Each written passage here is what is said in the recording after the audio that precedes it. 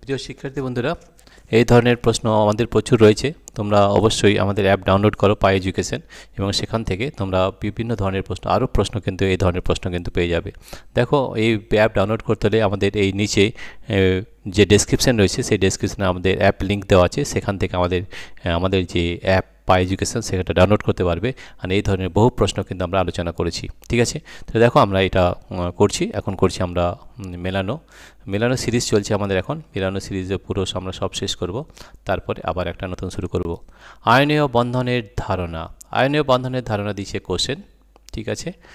সমযোজী বন্ধনের ধারণা হচ্ছে আমাদের লুইস, ঠিক আছে?